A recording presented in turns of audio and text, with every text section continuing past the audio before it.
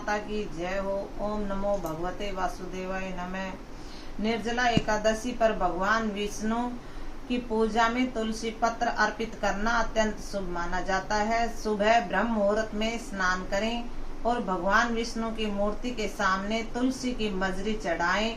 ओम नमः भगवते वासुदेवाय मंत्र का 108 बार जाप करें। प्रत्येक वस्तु को भगवान विष्णु को भोग लगाकर ही ग्रहण करें और तुलसी दल छोड़कर ही ग्रहण करना चाहिए। ध्यान रखें कि तुलसी के पत्ते एकादशी के दिन न तोड़ें, एक दिन पहले ही एकत्रित करके रखें।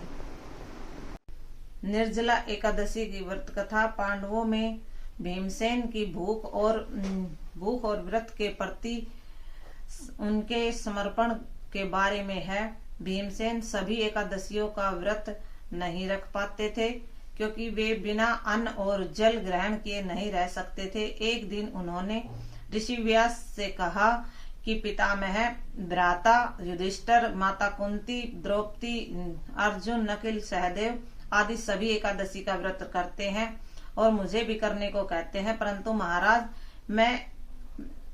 महाराज मैं इनसे कहता हूँ कि मैं भगवान की भक्ति, शक्ति और पूजा कर सकता हूँ, लेकिन दान दक्षिणा दे सकता हूँ, लेकिन मैं सभी व्रत नहीं कर सकता।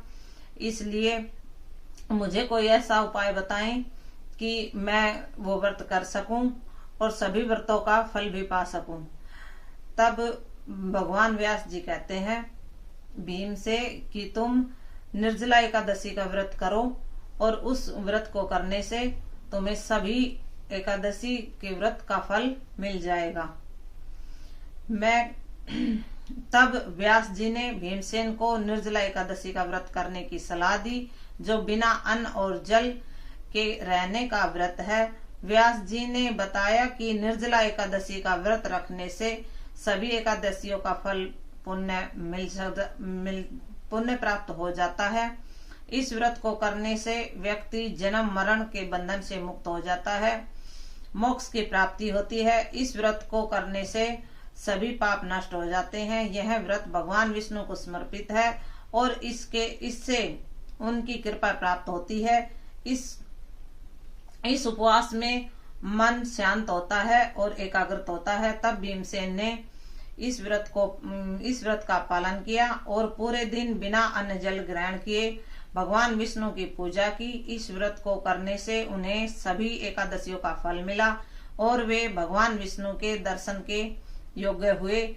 इसलिए जैसे कि भीमसेन ने इस व्रत को किया, वैसे ही हम भी कर सकते हैं और पूरे साल की एकादशियों का फल प्राप्त कर सकते हैं। इस दिन भगवान विष्णु की मन से पूजा करें। अगले दिन द्वादशी के दिन कोई भी दान दक्षिणा दे पंडित को, और जो भी अपनी श्रद्धा समान हो वो उसको पंडित को दान दक्षिणा दे और तभी भोजन ग्रहण करें। इसलिए सबको नमस्ते, जय हो गया इस माता की।